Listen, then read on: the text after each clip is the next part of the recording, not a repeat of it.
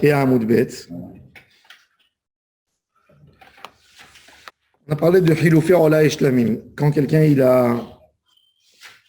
a échangé son korban, est-ce que le deuxième korban, l'échange, est-ce qu'il y a là-dessus Balté Acher ou il n'y a pas Balté Acher? On a parlé de Balté Acher. Tu nous vois, Charlie?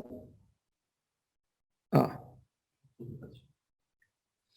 Alors, le Rabbi Meir, la Gemara, maintenant, on est au milieu de la page. Regardez, c'est au milieu du Tosfot Erchin, c'est équivalent au milieu du Tosfot Arachin. Ou le Rabbi Meir de Amar, Kivan She'avar alav regel echad over bebalte acher, Maïka le Mema, pour Rabbi Meir qui a dit qu'on apprend du texte Balte acher pour nous enseigner que même après une seule fête, on a déjà transgressé le Balte acher. D'où il apprend le lien de Hilufin, puisque nous, on s'est appuyé sur Vaya Berachet, Velote Acher le Shalemo. Alors, on a dit Hu Velo Hilufav. Et pour Rabbi Meir qui apprend de Lote Acher le Shalemo, c'est une fête Maïka le Mema. Qu'est-ce qu'on apprend? D'où on apprend Hilufin? Maïka le Mema, Amarava. Achab Mayaskinan, Kegon, Shehumam, Betoch Haregel, Vechilelo. Il a eu un moum qui lui est tombé pendant la fête. Ve'avar al Haregel, il y a la fête. Donc, Betoch Haregel, Vechilelo. Sur le Korban Sheni. C'est-à-dire, on va passer la fête complètement. Donc, ni le premier, ni le deuxième ont passé une vraie fête pour transgresser, selon Rabbi Meir. Mais ça, et puisqu'il vient, c'est un échange du premier, comme qu'on avait dit pour l'autre. Donc, c'est comme si il avait passé toute la fête. Kamash Malan, que pour celui-là aussi, on lui donne une fête et il n'y a pas de Issour Balte Acher. Bon. Donc, à partir du moment où son statut pendant la fête, il n'est pas Mitkabel qui est Korban, tu as mis un test homonyme. Oui. Dès qu'il y a un échange de Korban, je lui redonne tout de nouveau. Hein? Donc, je lui donne un nouveau statut. Un autre statut. Oui. Je lui donne un nouveau statut. Il a encore, pour Rabbi Meir, une fête et pour les autres Haramim, il a 3 fêtes. En mitzaref, l'homme aussi. Il n'est pas mitzaref au premier korban. Maintenant, dans ce pasouk, on avait encore des choses que la Gemara elle va commenter le texte par rapport à d'autres mitzvot. Alors encore une fois, je relis le texte, le pasouk. Kitidor neder l'Adonai Elohecha, lo te'acher leshalemo, kidarosh idreshenu Adonai Elohecha meimach, vaya bechachet. C'est dans Torah Or, dans le mot Aleph. Alors maintenant, vaya bechachet. Qu'est-ce qu'on a appris de vaya bechachet? Becha, velo bekorbanecha. C'est-à-dire que même si l'homme a transgressé, il a fait une avéra de ne pas accomplir son engagement, c'est pas pour cela que le korban il est devenu pasoul. On a des corbanotes qui deviennent pasoul, comme le korban Pessah. C'est-à-dire toujours c'est rattrapable, même si c'est passé un an. Sur le même korban. Évidemment, il ne faut pas que le korban il ait un moum, qu'il ne devienne pas trop vieux, etc. Bechachet velo bekorbanecha. La Gemara elle dit velo bekorbanecha chet. Ve'am me'acha nafka. Est-ce que ce din il est ve'am me'acha nafka? Est-ce que ce din il est appris de ce texte du pasouk? Non. Midei acherim nafka. C'est une autre étude qu'on fait pour étudier ça. D'où on apprend. Des Tanya, il y a une baraïta qui nous dit acherim omrim yachol yeh bechor she'avra shenato ki psulei hamukdashim ve'yipasel. Est-ce qu'un korban bechor qu'on n'a pas sacrifié et il a l'année qui est passée, est-ce qu'il va devenir pasoul? Il ne va pas devenir pasoul. Il devient comme psulei hamukdashim. Talmud lomar. Là, on parle d'un texte qui nous dit, dans des varim, qui nous dit les lois de Jérusalem à l'époque. Alors, qu'est-ce qu'il nous dit là? Va regarder dans des varim, dans Torah Or, la lettre Gimel. Qu'est-ce que tu vas manger? Ma'asar deganecha, tiroshecha veitzarecha, ubchorot bekarecha vetzonecha. Tu vas manger les korbanot du Bechor. Oui, à Yerushalayim. Alors, qu'est-ce qu'il dit? Makish Bechor le Maaser. Ma Maaser eno nifsal mishana la chaverta. Si un homme il n'a pas prélevé ses Maasrot, il ne les a pas donnés à celui qui devait donner Maaser Sheni, il ne les a pas amenés à Yerushalayim cette année, il peut se rattraper, même l'année prochaine, d'amener. S'il lui reste du blé, s'il lui reste des choses, des raisins secs, par exemple, de l'huile d'olive. Oui. Av Bechor eno nifsal mishana la chaverta. Même le Bechor, il n'est pas nifsal mishana la chaverta. Donc, on n'avait pas besoin de faire cette étude. Ve'aya bechachet becha velo bekorbanecha. Alors maintenant, on a deux manières d'étudier ce texte, cet interdit, cet halakha. J'ai besoin des deux ou ça suffit un pasuk, une source pour étudier cet halakha? Alors la Gemara dit, itzterir. Non. Cette étude qu'on a fait par rapport au Bechor, c'est une étude nécessaire. Je ne peux pas lui donner la même règle pour même les autres korbanot, d'un engagement. Un engagement à un Bechor, ce n'est pas pareil. Il y a 5 cas particuliers. Pourquoi? On va voir tout de suite. Itzterich. J'ai besoin de ce texte pour Bechor et je ne peux pas apprendre pour les autres. Pourquoi? Sal kadarata chamina. Hanemile Bechor, delav barartsaou. Le Bechor, il ne vient pas pour donner un cadeau à Kadosh Baruch Hu. Il n'y a pas un ritsui. Ritsui, c'est trouver grâce aux yeux d'Hachem. C'est une obligation. Bechor. C'est une charge. Mais quand je me suis engagé de moi-même, un Bechor, ça ne dépend pas de moi. Du moment que j'ai un animal, qu'il a mis balle pour la première fois, il y a une obligation. C'est une charge. Tu dois payer tes impôts. Mais quand tu donnes un cadeau, est-ce qu'un cadeau, après le moment nécessaire, comment on dit, avar zemano, batal korbano. Tu m'amènes la dafina quand je suis en Seouda Shlichit. Qu'est-ce que tu veux que je fasse avec? Hein? Ouais. Alors il dit, Itzterich, ça que tatachamina anemi le bechor de la vartsaou. Aval kodashim d'ibne hartsaim, il y a une kapara, il y a quelque chose qui lie Am Israël avec Akadosh Baruch Hu. Alors j'aurais pu penser que ça y est, quand tu les amènes en retard, tu ne peux plus rien faire avec. Et malol irtsu kamash malan. On dit non, kamash malan, que c'est bon, tu peux les ramener. Ve'akat est en passe de page. La Gemara dit, Ve'akat est, on n'a pas besoin du miraut de En Bekor Barachet, mais de Ben Arazai Nafka. Je n'ai pas besoin de ce pasuk. Pourquoi? La Gemara continue à poser. Détania, écoutez ce qu'il a enseigné Ben Arazai dans Dav Vav Amud Aleph. Détania, Ben Arazai Omer, Oto, Matalmud Lomar. C'est écrit regardez dans le Torah Or, pasuk dans la lettre Aleph. Là-bas, ce texte, il parle de Pigul Hulo Yiratse. Tout ce qui parle de quelque chose qui n'est pas bon, qui est. Alors, qu'est-ce qu'il dit? Ve'im he'achol ya'achel, mi besar zevach shelamav, bayom hashelishi. Lo yiratse, amakriv, ça ne fera rien pour celui qui l'a sacrifié. Lo yechashev lo, c'est pas valable comme un korban. Pigul yé, il faut le brûler. והנפש האוכלת ממנו, העוונה תישא. C'est une avéra, ça fait du mal. Alors il a dit, alors c'est intéressant. Alors regardez bien dans le pasuk. Alors encore une fois, je reprends pour que vous compreniez, vous voyez le mot qui est normalement inutile ici. L'étude qu'on a envie de faire. Les shlamim, ils ont le droit à être mangés 2 jours et 1 nuit.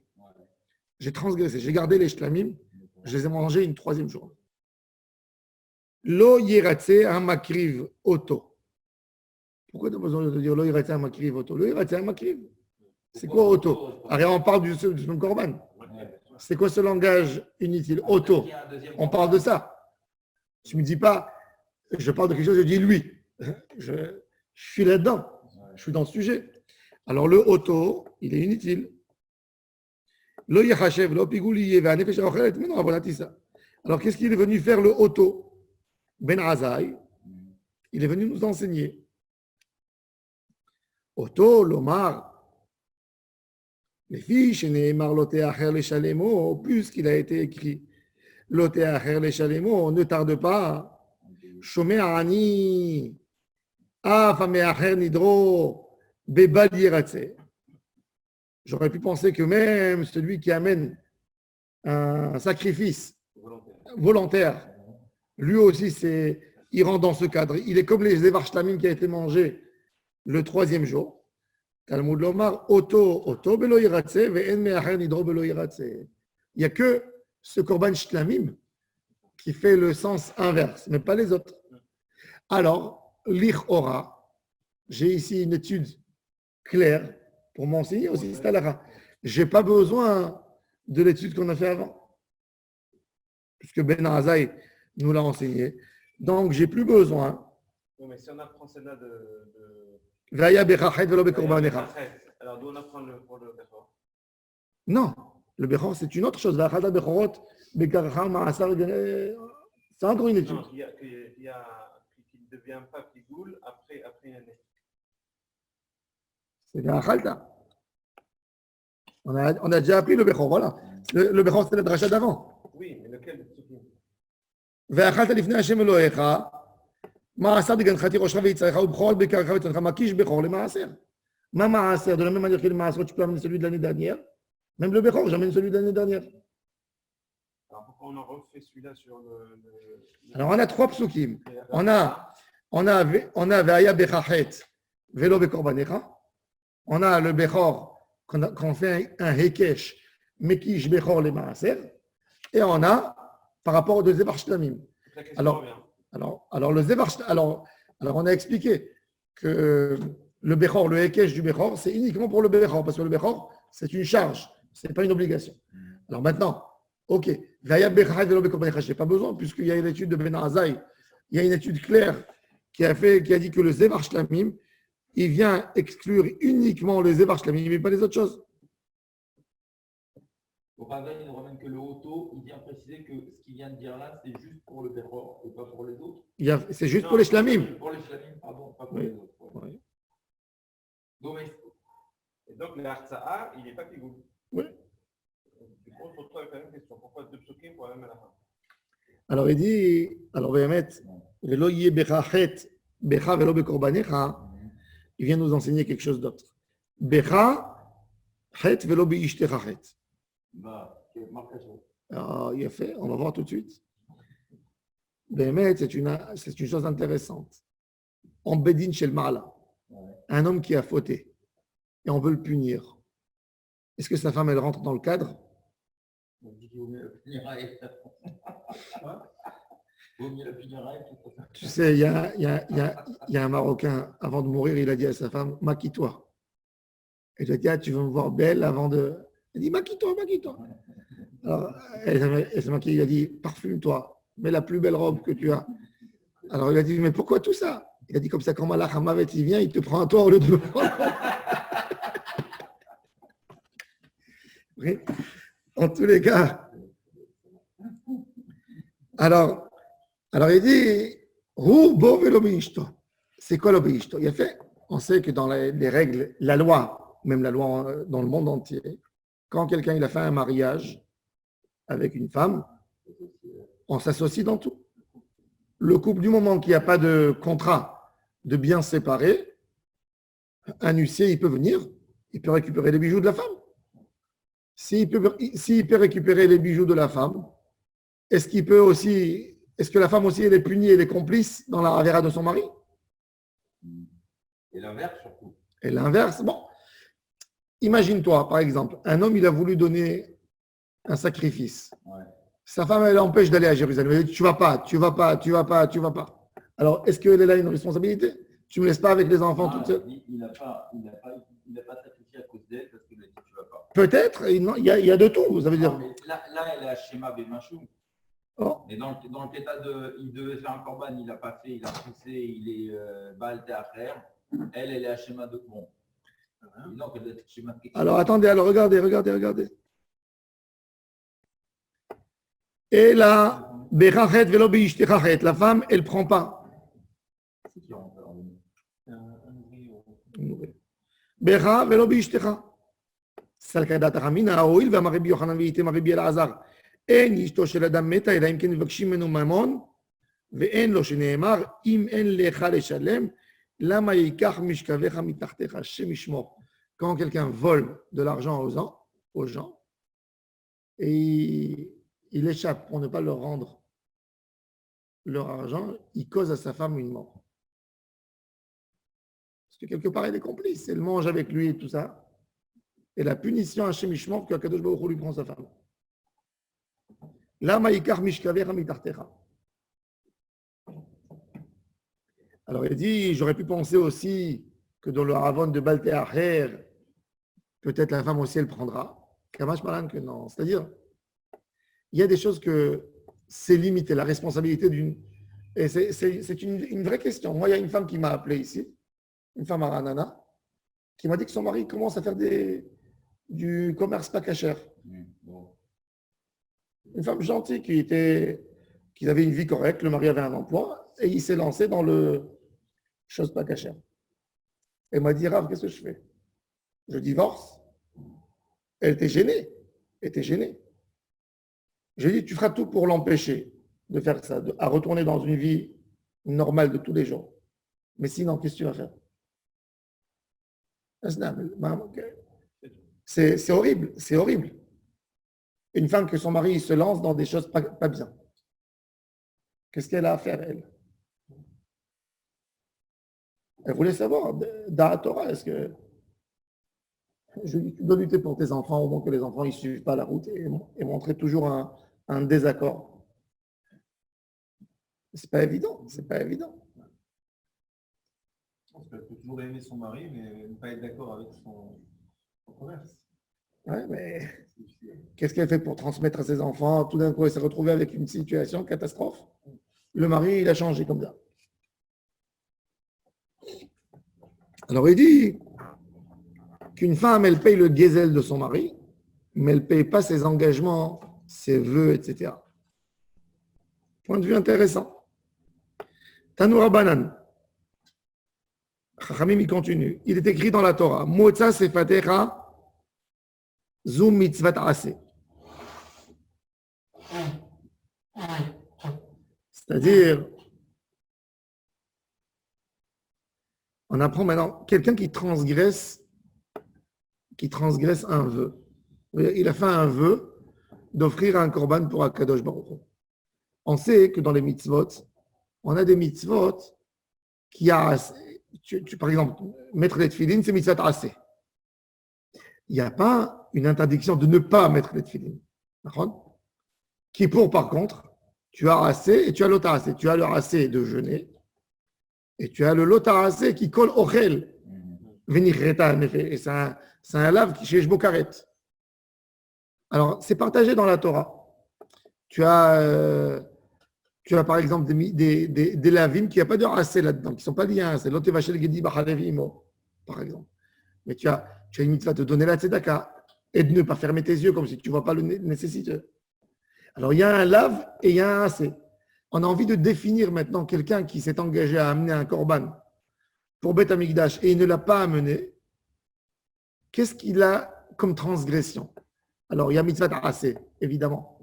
Tu as fait un don, amène-le. Et est-ce qu'il y a l'eau? Alors maintenant, il y a fait le lot acher. Il vient me dire un lave, l'eau. Il y a le lot, le mot l'eau. L'eau, c'est pas que annuler une mitzvah assez, c'est transgresser. Lot acher. Alors, où on est? C'est intéressant. Le Chafetz Chaim, par exemple, celui qui lit la Agdama du Chafetz Chaim dans le livre Chafetz Chaim, il a fait une Agdama qu'un homme il transgresse 14 mitzvot assez en parlant à la Shonara, 27 lavim et 3 harurim. Il a montré comment il peut y avoir une situation où on peut parler, il peut y avoir, c'est pas dans tous les cas, mais il peut y avoir un la Shonara qu'on arrive à transgresser autant de choses. Si c'est un Talmid Chacham, si c'est un Kohen, si c'est son Rav, si c'est, etc. Alors là, on a envie de définir exactement quel est le Yisur. Alors, Tanoura Banan. Motza sefatecha, tishmor, zu mitzvat aseh. Motza sefatecha, zu mitzvat aseh. Tishmor, c'est Zachor et Shamor. Shamor, c'est quoi? C'est les Ishamer, c'est de ne pas arriver à la Havera, se garder de la Havera. Donc, Tishmor, Zelota Aseh. Ve'asita, Azahara, le Bedin. C'est même maintenant, il vient dire que même le Bedin, il est engagé, il doit intervenir. C'est-à-dire, s'il y a quelqu'un qui a dit devant des gens, je m'engage à offrir un bélier pour Beth Amikdash, un korban. Il a dit en public. Il est en train de salir la réputation. Parce que Bedin, ils ne sont pas kofim dans tout. Par exemple, quelqu'un qui honore pas, qui donne pas de l'argent à ses parents. Ses parents, ils sont vieux. Est-ce que Bedin intervient là-dedans ou n'intervient pas là-dedans? Il y a un débat. Est-ce que Bedin peut intervenir? Il y a un moment de... Voilà, il y a le corona. À l'époque, comment ils géraient? Il n'y a pas de caisse d'assurance maladie, il n'y a pas de bitoire Léomi. Dans un cas de catastrophe comme ça, Bedin, il annonce en ville, c'est une crise, grosse crise. Chacun doit dire de quoi il possède et on partage la tâche pour tout le monde. Et il y avait toujours des gens qui voulaient se sauver de ces engagements. Il y a des... Alors, c'est une question. Des fois, Bedin, dans des cas comme ça, Bedin, il intervient. Il intervenait. Quand les nazis sont rentrés à Tunis, ils ont appelé Rabbi Chaim Khouri. Ils lui ont dit, à Djerba, ils lui ont dit, tu nous amènes, il était à Gabé et à Djerba, tu nous amènes, on avait besoin de 50 kilos d'or. Donc, ils ont annoncé dans les synagogues 50 kilos d'or. Évidemment que toutes les femmes, elles ne voulaient pas donner leurs bijoux. Chacune, elle dit non, l'autre, ils vont s'arranger. Qu'est-ce qu'il a fait, Rabbi Chaim Khouri? Il a appelé tous les gens de la ville, il a ouvert le Sefer Torah et il a pris le chauffard, il a dit que tout celui qui a de l'or et qui n'amène pas ici, il va se passer quoi?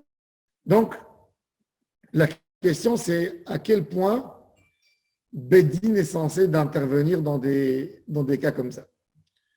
Quelqu'un qui a fait un vœu pour coacher Bedek Habayit ou pour Beth Amikdash, il a dit à Rezu Alay Ola, Nedava.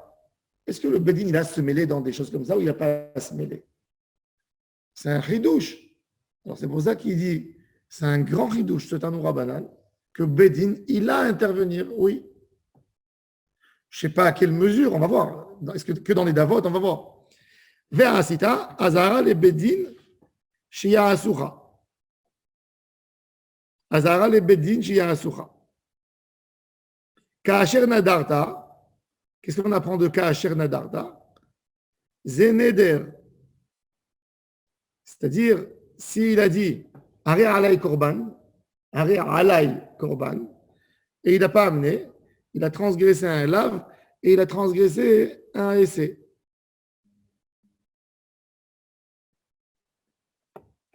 Ka'asher nadarta zeneder, l'Adonai Elohecha, אלו חטאות והאשמות עולות ושלמים. חטאות והאשמות, une khatat et un hacham, c'est uniquement d'après la hargasha de l'homme. Un homme ne peut pas amener khatat s'il ne sait pas. Quelqu'un qui a fauté, il s'est rendu compte qu'il a fait une avera, il s'engage à amener khatat. Quelqu'un qui s'est rendu compte qu'il a fait une jvoa tcheker, hacham, on ne lui dit pas, oroda et la pratato. C'est lui qui doit savoir. Alors, Khataot, Hashamot, Olot et Shlamim, si la personne ne les a pas amenés, il a transgressé lui aussi.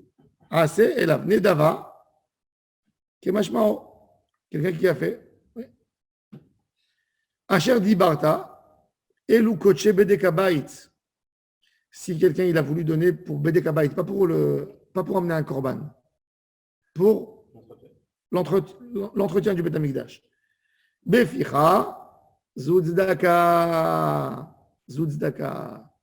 Amarmor, Motza Sefatecha, Tishmor, Motza Sefatecha, Zumitzvata, c'est l'Amali, pourquoi? C'est écrit, Ubat Hashama, Ve'avetem Shama, Olotechem, Vezivrechem, Ushlamechem. Vous allez amener, ça suffit. Mais Ubat Hashama, Ve'avetem Shama, Nafka. Alors il dit, alors, et en plus, Tishmor, on a dit, Zumitzvat Lota, c'est pourquoi? C'est écrit Loté Acher Leshalmo. Pourquoi tu as besoin d'apprendre de Tishmor? Et ensuite, Verasita, Azara le Beddin, Shia Asucha, qui vont forcer. L'Amali, Yakrivoto Nafka, des Tanya, il y a une halakha. C'est écrit. Il est écrit Imro la Korbano. Regardez le dernier passage de Torah. Imro la Korbano, Mina Bakar, Zachatamim Yakrivenu, El Petacho El Moed, Yakriv Oto, Lirtsono, Lifne Hashem. Alors c'est écrit Yakriv Oto, dans le texte Yakriv Oto, c'est Baal Korcho. C'est quoi après l'Irtsono? Qu'est-ce qu'on apprend d'Irtsono? Alors on revient dans la Gemara.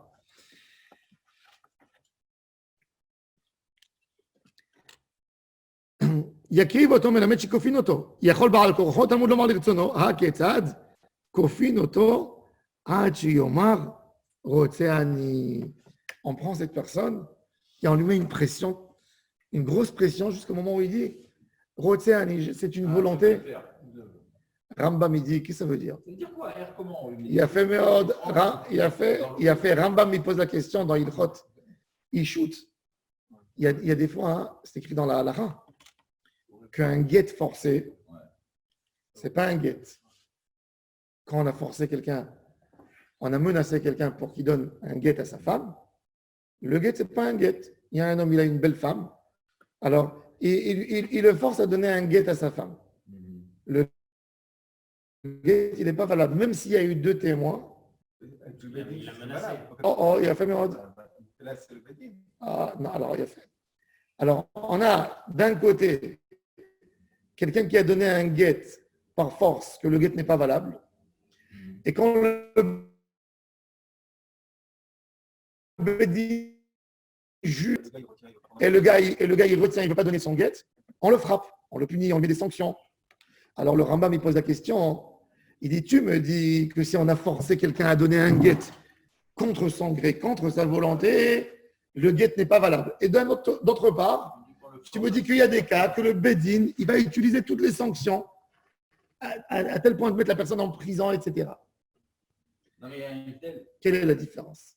Parce que là, on te dit qu'on va le forcer à ce que ce soit Birtsono. Et là, le guet, il le donne parce qu'il est obligé, mais ce n'est pas Birtsono. Alors même là, il te dit, moi, j'ai pas envie de donner le guet. Il n'a pas envie de donner le guet à sa femme. C'est ce qu'ils font aux aéroports, par exemple. Il bloque, Ils bloquent. mais ça, c'est rien. Ça, quand on met quelqu'un en prison. C'est bon, c'est pas ça l'argument. Oh, alors il a fait, c'est une bonne question. Quelles sanctions on a le droit? Alors ça dépend. Il y a malheureusement beaucoup de fois des cas que la famille a envie de régler l'histoire. La famille elle règle l'histoire, ils ont une sœur qui a des problèmes, qu'est-ce qu'ils font? Ils prennent un voyou, ils lui payent tant et tant d'argent, ils lui disent amène-nous le guet. Le voyou il va, il sait exactement sur quel point appuyer. Il y a des choses comme ça. Il y a beaucoup. Et ça s'appelle guet meroussé. C'est pas caché. Guet meroussé. Très grave. Il y a des fois des conditions, il y a des choses pas possibles. Alors le Rambam, il pose la question, alors comment le Bedin, il a le droit de sanctionner? Comment il a le droit? Alors le Rambam, il te dit, je vais t'enseigner une règle très importante et il faut que tu la retiens. Il dit à un juif, écoutez bien cette règle du Rambam, il dit à un homme, un juif, tant qu'il... sauf Moumar. Moumar, c'est un autre problème. Mais un juif qui accomplit les règles de la Torah, plus ou moins, du moment que Bedin, ils ont jugé, évidemment que Bedin, c'est pas de la rigolade, c'est pas pour plaire à la femme ou quelque chose. Bedin, ils doivent juger si le guet est obligatoire. Un homme, il ne peut pas nourrir sa femme, par exemple. Elle va mourir de faim. On l'oblige à divorcer. Un homme, 10 ans, il ne peut pas faire des enfants avec sa femme. Il ne peut pas. Et la femme, elle veut un enfant. La femme, elle veut un enfant. 10 ans 10 ans. Après 10 ans, la femme, elle peut forcer son mari à lui donner un guet. Elle lui dit, je t'ai donné 10 ans, tu pouvais te soigner. Elle dit, moi, j'ai envie d'un enfant qui me soutient dans ma vieillesse. c'est légitime. Même un homme, il peut divorcer aussi. Ça peut être une cause de divorce. Mais 10 ans, une femme peut obliger son mari. Elle dit, Baïna, Mara Leya Davechotra Lekvura. Je veux qu'un enfant qui m'enterre après, qui s'occupe. Elle peut. Elle peut demander. Alors, dans certains cas, c'est douloureux, mais le Bédine, il est obligé de juger. Est-ce qu'il y a un guet forcé ici? Est-ce qu'il y a un guet? Il y a des cas plus graves, beaucoup plus graves, des histoires entre couples, etc. Maintenant, le mari, son orgueil, il a été touché quand même. Il ne veut pas donner le guet. Le Bédine, il juge, il dit, évidemment, ce n'est pas, encore une fois, c'est un Bédine sérieux, ce n'est pas un rave qui donne l'autorisation comme ça. Il y a malheureusement beaucoup de fois des trucs comme ça qui se passent avec un rave qui intervient et qui dit oui, il faut donner un guet. C'est Barim Betelim. Il faut que ce soit un Bédine, qu'on écoute les côtés. Et après, le Bédine, il publie la décision. Et quand il publie la décision, si la personne refuse, on met des sanctions. Alors, le Rambam, il dit que dans la réalité, la volonté de l'homme, c'était de faire. Mais il a un orgueil qui a été touché. Il a un Yetzerara. Alors, il dit, quand on le frappe pour casser l'orgueil, pas pour le forcer. Il dit, on lui casse l'orgueil. Tandis que quand ça ne vient pas par la Torah, ça a été forcé simplement. C'est pas. Quand quelqu'un il dit, il sait que d'après la Torah, il fait une avera. S'il bloque, il fait une avera. Il sait, il fait une avera. Maintenant, qu'est-ce qu'il a?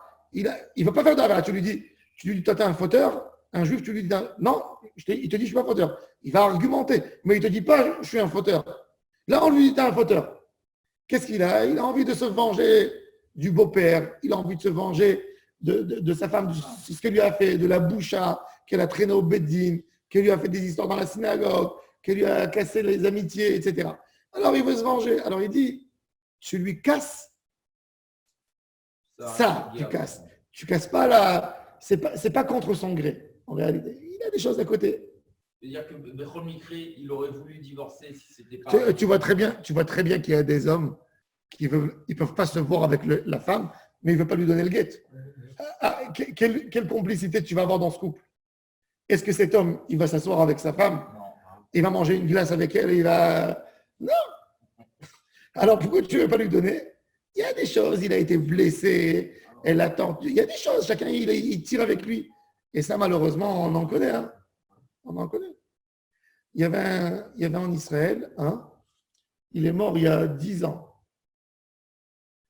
Un juif du Yémen, il s'est disputé avec sa femme en année 50. 50, écoutez ça. Depuis l'année 50, il a refusé de donner le guet à sa femme. Il est mort en 2005. Il a passé 55 ans en prison. Depuis le Rav Ouziel qui venait chez lui en prison tous les 3 semaines pour lui demander de donner un guet à sa femme, il est mort à l'hôpital avec un policier à côté de lui. 55 ans de sa vie. Mais si je vous montre, il y a aujourd'hui, à ce jour, vous allez en prison. Il y a des dizaines de gens qui sont là-bas pour une raison, qui ne veulent pas donner de guet. La vengeance. Il y avait un Ranana ici, le genre d'un docteur ici à Ranana. Pas envie de mentionner le nom. Il n'a pas donné le guet à sa femme. Je ne sais pas maintenant si c'est réglé, c'est pour ça que je n'ai pas envie de mentionner le nom. Il s'est sauvé en Belgique pour se venger. Sa femme, il a dit, tu sais très bien. Après, comment ils ont autorisé à sa femme à se marier parce qu'ils ont trouvé qu'un des témoins du mariage n'était pas cachère. Ils lui ont cassé le mariage en plus. Oui. Mais il était tueur. J'ai vu ça toujours avec le Rav Amar. Il y avait des hommes qui venaient, ils disaient, mais elle m'a fait, il dit, après, prends-la, venge-toi, fais toutes les vengeances possibles. Le guet, ce n'est pas lié à ça. Elle ne te veut pas, ça n'ira pas entre vous. Ça, c'est une question d'être entre couples. Ce n'est pas une question maintenant de qu'est-ce qu'elle m'a fait que... Le mec, il pense que s'il ne donne pas le guet, il a un moyen de pression sur elle. C'est pour ça que les bonhommes ne donnent pas. En Europe, ça se fait sur n'importe quelle chose. Du moment, parce qu'en France, les biens, même en Israël, qu'est-ce qu'ils font les gens tout de suite? Dès qu'il y a un problème, ils disent, je te donnerai, surtout en France, en Europe, je ne te donnerai pas de guet. Pourquoi? C'est un moyen de pression. Il ne veut pas lui donner 50% de ce qu'il a obtenu. allez, tu n'auras pas le guet. Et ça, c'est une catastrophe. Une catastrophe. Et il faut enseigner aux gens. En France, on n'a pas la pression. On n'a pas le pouvoir sur les. Mais en Eretz Israël, on a. Une femme qui est en France, moi, je donne toujours le conseil de venir en Israël, de faire ça à l'IA. L'État d'Israël, dès que un des deux côtés il est israélien, il force. Il force. Il y a ici une femme aussi, il y a une femme à Ranana. Son mari, il s'est séparé d'elle 2 ans et demi. Il ne voulait rien lui donner. Il a dit, tu n'auras pas de guette. Tu mourras. Et lui, il allait ailleurs. Elle est venue ici en Israël. Je lui ai dit de faire la Aliyah. Elle a fait la demande officielle. Le mari, il est venu avec sa nouvelle amie à Eilat. Il s'est fait arrêter à l'aéroport. Avec son ami, il s'est fait arrêter. Dans l'ordinateur. Tout de suite. Dans tout. Même s'il rentre par Allenby, même s'il rentre par la Jordanie, ou même s'il rentre par Aqaba en bas, il se fait arrêter tout de suite. Tout de suite, dès que son passeport il passe sur le tout de suite, il est arrêté. Il a été arrêté. Il a dit, mais lui, il croyait qu'il allait être arrêté 24 heures. Ils lui ont dit, non, tu rentres d'ici en prison, tu ne sors plus jamais. Il a tout de suite donné le guet. En une demi-heure, il a donné. Il donne même pas. Il s'appelle le Rav de la ville d'à côté. Il est parti à Eilat. Il est descendu à l'aéroport de Eilat. Le Rav de Eilat, il est venu.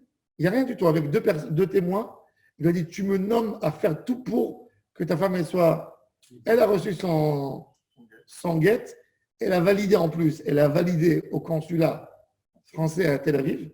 C'est considéré comme un divorce civil. Il a tout de suite obtenu tout ce qui... Un divorce civil? Oui. Un guet en Israël, on va. Si quelqu'un n'a pas envie de passer, toute la procédure en France, il vient faire un guet. Moi, je connais des gens. Ils ne veulent pas passer toute la procédure devant le juge. Parce qu'en France, il faut passer 2 fois devant le juge. Ça prend du temps. Et des fois, les deux côtés, ils sont d'accord. Alors, on leur dit, venez en Israël, faites le guet en Israël. Quand tu prends le guet en Israël, c'est un divorce. Tu reçois tes Oudat Girouchim. C'est pas la par l'État. Tu le valides au consulat français à Tel Aviv. C'est valable comme un divorce. Et tout de suite, il y a le lieu au divorce civil. Mais alors, comment se fait l'arrangement financier alors? Moitié-moitié, mais non. Non, parce que c'est un problème. C'est pas, non, s'ils sont d'accord les deux à faire moitié-moitié dans tout. Ah, il faut que ce soit d'accord. Mais rien qu'il faut attendre, il y a de la bureaucratie, etc. Consentement, alors, il faut pas consentement. Oui. Bon, en tous les cas, donc ça, c'est le lien de Kofim Ovdo, Hachi Omar, Rotseani. Cette kfia, c'est de casser les empêchements qu'il y a à côté. Intéressant. Point de vue intéressant. Évidemment, quand on n'utilise pas, ça peut être c'est très dangereux et c'est très variable d'aller jusqu'où tu vas dans le Kofin Auto, jusqu'où c'est le Rotseani, quelle est la limite du Rotseani. Les Vadek, c'est des choses très, très claires et très définies. En fait, très attention parce que là, tu bouges 1 centimètre, tu tombes dans des problèmes de mamzerout. Ta femme, elle n'est pas divorcée. C'est pas de la rigolade. Bon, on va donner leur la main.